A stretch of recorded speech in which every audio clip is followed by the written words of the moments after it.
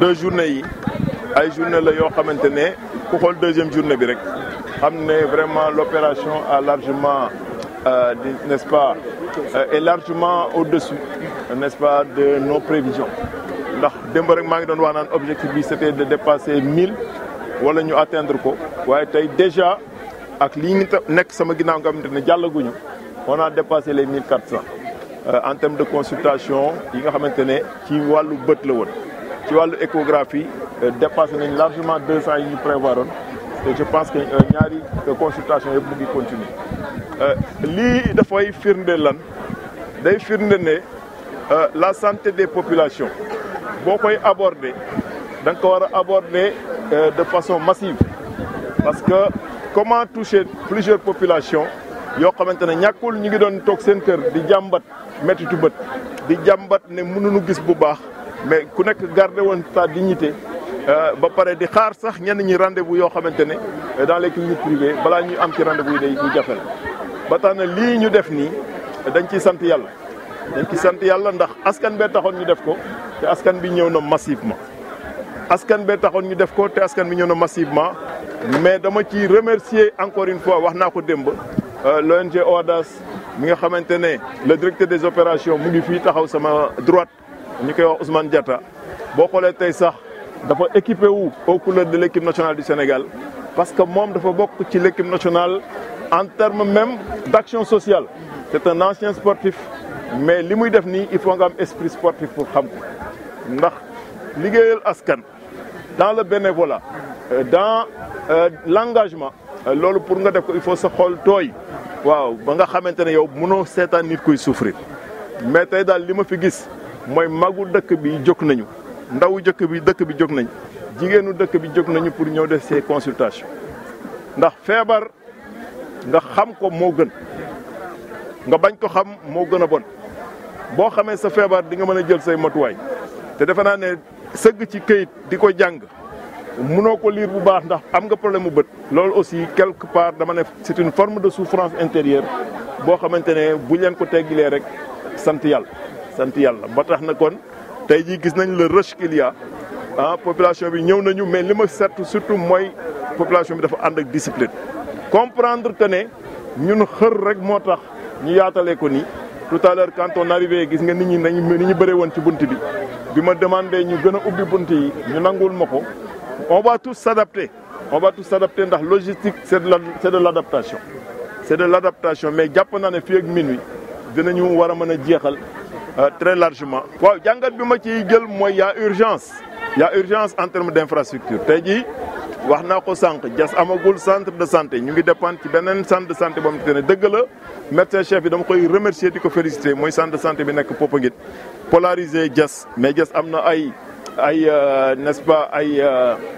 poste de santé am na ay case de santé mais dimension bi Diass tollu tey on doit raisonner hôpitaux Diass war na am benn hôpital bu mag boo xamante ne ñun bokk na ci suñuy priorité hôpital nag boo koy wax actuellement au Sénégal hôpital public lay doon mën na nekk hôpital privé ay clinique ak yooyu mais hôpital public sax mën nga ci am une option boo xamante ne da nga koy yombalal état ndax bu ñu fàttalikoo la loi sur le partenariat public privé dañ ko voté au Sénégal te bu ñu nee loi sur le partenariat public privé commune publique la commune war na mën a dem bitim réew lëkkaloog ay partenaires ñëw proposer état un projet d'hôpital boo xamante ne hôpital boobu bu ñu ko réaliser sur le modèle PPP partenariat public privé bu boobaa état dafay def du personnel ba pare mu nekk ci biir commune nag bu aéroport Seck ak portu Ndayane defe naa ne war nga am hôpital de très haut niveau te loolu très rapidement on va travailler là-dessus parce que les derniers hôpitaux yi nga xamante ne dañ ko mettre en place au Sénégal am na ci yoo xamante ne ci modèle boobu à peu près n'est-ce pas modèle boobu lañ ko defaree muy les projets BOT build operate transfert yi nga xamante ne Ousmane mi taxaw sama droite xam na loolu n'est-ce pas nga xamante ne c'est les contrats CET comme ni ñu koy waxee en français construire exploiter transfert donc ñun bés bu ñu ñëwoon am possibilité en tant que maire de Diass su ko yàlla dogalee dinañ travailler très rapidement vers ça le modèle de partenariat public privé am na luñ ci xam en tant que nit waaye aussi am nañ ci connexion bu ñuy mën a permettre demain ñu ñoddi fi ay partenaires yoo xam ne dinañ ñëw tabaxal ñu fii un hôpital bu boobaa état da koy accepter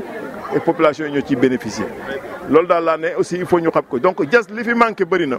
mais volonté manqué wu fi mooy volonté bi nga gis au niveau des acteurs ñii ma wër ñi ñëpp c'est des acteurs Marielu mu ngi nii moom bokk na ci ñi nga xamante ne ci ñi boot xale yi nga xamante ne ñooy relais communautaire yi action bi biñ koy def Ousmane relais communautaire yu Diass yi dañ ci jàpp ICP yi les infirmiers chefs de poste yi jàpp ci chef commandant chef de district bi jàpp ci donc loolu lu muy wane day wane ne la population de Diass bëgg na yokk wér-gu-yaramam yokku mais il faut que ñëpp gën ci jàpp te ñun suñu responsabilité mooy indi ay partenaires ñu jàppale ñu ci consultation yu mel nii mais à terme suñu responsabilité bi gën a mag mooy corriger le gap infrastructurel en termes d'équipement et de matériel et également d'infrastructure de santé. dina yem ci jàngoro bi parce que jàngoro yëpp dinañ ko saytu. xam nga tey jii boo xoolee les maladies yu bëri même les maladies cardiovasculaires hypertension diabète ak yu bëri yoo xamante ne mën nañ ko dugal demain ci yeneen perspectives yu mel nii parce que yooyu mën nga ci def une consultation de masse. mais surtout également dinañ agir dans la prévention man jàpp naa ne tey jii bu ñu nekkoon maire tey du ñu nekk le maire de la maladie dañu nekk le maire de la santé. Il y a une nuance le maire de la maladie mooy lan mooy koo xamante ne day xaar ba feebar ñëw xëj na muy jéem a kër yi nu mu koy régler. on va agir dans l'IEC information éducation communication tey jii population yi il faut dinañ mettre en place benn système boo xamante ne avec des partenaires pour mën leen gën a informer ci hygiène de vie en termes alimentaires. de plus en plus Sénégal lekk bi ni ñu daan lekkee réew taax noonu la ñu rekkee ci réew kaw gi noonu la ñu lekkee fépp maanaam sëgg ci ceeb bi xorom si bëri ci ceeb bi di suukar ba mu saf-saf te yooyu yëpp ndeysaan dafa am ay jeexital léeg-léeg ci wér-gu-yaram sunu mag ñi ñoo ñu daan gën a baax lañu daan lekk dañuy lekk seen cere teg ci benn yaboy bam dañ koy baxal rek teg ba pare di lekk nebedaay lu ñor ñu lekk comme ni ko El Hadj Ibou Sakho daan waxee rek yàlla na ko yàlla xare àjjana doo daan wax naan ku bëgg a wér lu ñor lekkal na yàlla mi ko ñoral ci période boobu dem na ci ay ferñeent yoon day baax ci yaram xale yi lekkatuñu uul lekkatuñu dànq lekkatuñu mbaaña lekkatuñu njang kii waaye xam na la mooy njang xale yi lekkatuñu lekkin yi nga xam ne day joxe ay vitamines ci yaram boo demee ci école yi léeg-léeg du am cantine scolaire responsabilité maire yi mooy nga jàpp ci cantine scolaire mu nekk en place ba sunu doom yi la ñuy lekk récréation muy am jeexital ci seen wér-gi-yaram te loolu c'est des choses tellement faciles à faire boo ci liggéey ak yenn ONG sax mën nañ la jàppale di joxe meew gracieusement ñii indi lële ñii indi ferñeent bële de telle sorte que xale yi bu récréation jotee dinañ mën am goûter yu ndaw yoo xamante ne buñ ko lekkee dina am jeexital ci seen wér-gi-yaram ndax am na étude buy wane ne bu wane ne xale yu bëri dañuy génn ci système scolaire parce que seen système alimentaire mooy tax moo dul adapté wu donc responsabilité la yu mel noonu pour ñu gën ci agir mais loolu nag da ngay am humanisme ba pare comprendre les enjeux du monde pour mën ko régler. ODAS di association bu ñu sancee ci Amérique ci lu tolloog ñaar fukki at ñuy liggéey ci lu ni mel waaye tey jii gis ngeen ñu fii ci Diass ñu ñëw ànd ak sunu xarit sunu doomu ndey mu di Mamadou Ndione bi nga xam ne yàqu si dara lii yëpp ginnaaw yàlla mooma ndax moom moo nu oo ne ñu jàpp leen si ñun tamit ñu ñëw jàpp si mais initiative bi mën naa ne ginnaaw yàlla moom mii moo tax lii yëpp mën a am ñu ànd ak moom ñëw di jàpp ci askan wi di def liñ naan consultation en ophtalmologie ci bët def ko aussi ci feebaru jigéen boo xoolee lu tolloog presque objectif bi mooy amoon 1000 nit waaye démb rek jege nañu objectif bi tey bi ñu xëyee objectif bi weesu nañ ko ba dem ci presque 1,5 wàll pour mbirum fajum jigéen moom weesu nañu dañoo mujj sax jeexal bagage yi nga xam ne moom la ñuy defee loolu mooy wane ne te liggéey baa ngi nii xaajagul mais am nañu pas-pas ci moom ni mu amee pas-pas ci ni mu amee ngëm-ngëm ci askanam bëgg leen a jàppale ñu nit ñu jàppale ko pour que ñu ànd def liggéey bii nii donc lii day wane ne la santé dafa nekk lu fondamental parce que balaa ngay wax naam day fekk nga ne fa moom ci loolu la xam moo tax mu njëkkee ci yu ni mel comme ça bu eggee ci mbirum egg na ci yàlla may ko ndam bu soobee yàlla lii danañ ci liggéey lu bëree bëri ndax waxtaan nañu ñu ngi waxtaan ci yu bëri am nañu possibilité à l'international parce que yàgg nañu fa am nañu ay bunt moom am na ay bunt samay bunt ak bunt ñeneen ñoo xam ne ñun ñëpp bu ñu boolee suñu doole di nga gis ne lu mel ni hôpital du fi dara parce que am na noo xam ne mën nañ koo def ba hôpital nekk fii am na xam-xam bi am na capacité yi ñu nit ñu mën cee jàpp pour mun a def liggéey bu ni mel. man dama doon liggéey ba bët yi xaw ma sonal bu tax ma arrêté liggéey bi kon donc bu ma gisee occasion bu mel nii en gratuit sant yàlla rek laa mën a wax quoi ndax lii moom ku la ko defal ku ne ah santee ko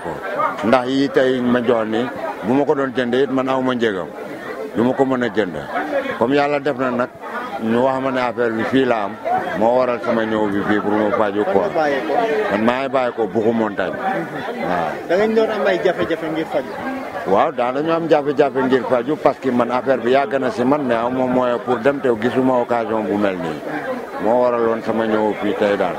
waaw dama doon traité bët yi quoi après ñu bindal ma ordonnance pour ma dem def opération cataracte en plus ñu may verre yoo xam ne dinaa ci mën a patienter quoi oui man daal vraiment kontaan naa si yéen aussi. ah c'est bon rafet rek lu mel ni moom rafet la ñu ngi ñaanal grand bi ndax suñu mbokk la xam nga mënoon na ko yóbbu feneen mais comme indi na ko ci ay mbokkam yi fii sante ko rek la ñuy mën a def fu mu nekk nii kontaan naa trop nag. waaw jafe-jafe bi boo xoolee firndewu na parce que depuis démb man maa ngi fi mais gis naa affluence bi fi ñëw moo lay woon ne vraiment nit ñi soxla woon nañu mbiru ophtalmologie bi fi ñëw nii. bu demee fi ak une semaine di nga gis même nombre de population bi fi ñëw parce que jafe-jafe vision ñi ko am bëri nañu mais du ñu am wala du ñu xam fan la ñuy fajoo li opportunité bi DG ubbi nii dafa tax ñu bëri profité ci ñëw xool seen bët yi xool naka la ñuy amee verre yoo xam ne au moins dina leen aider ci wàllu lecture et tout te gis nañ ne wàllu portable dafa yàq bëtu nit ñu bëri parce que xale yi dañ ciy foo mag ñi dañ ciy foo te niñ koy utiliser duñ ko calculer je pense que lii daal mbir la boo xam ne ubbil nañ ñëpp bunt c'est un acte à saluer ba mu mënoon répété wu sax di ngeen gisaat même affluence comme ni ma ko waxee sax. jafe na parce que ci mbirum faju ci côté yëpp boo xoolee am nañ ci côté yuy sooxe te boo xoolee wàllu maladie yi fii bëri na fi carrière yi bëri nañ fi loolu yëpp day tax nit ñi jafe-jafe faju buñ ko amee rek maladie yu bëri day feeñ. loolu nag tax na ba autorité yi fi nekk war nañu mën a xalaat ci lan la ñuy def ba wàllu faj mu nit ñi mën ci am accessibilité mooy li ma la wax rek message bi ma leen di lancer mooy képp ku fi mën a toog ci élection locale yi di ñëw war nga mën a xoolaat wàllu santé parce que lii am na lu mu wone indice la boo xam ne wane na ne ci wàllu santé commune de Diass sooxe na ci waaw loolu la daal. daan nañ fi def ay organisation yu mel nii mais affaire bi da daan demee boor. jafe-jafe yi bare na parce que Diass dafa mel ni daal dëkk boo xamante ne bokkul ci Sénégal.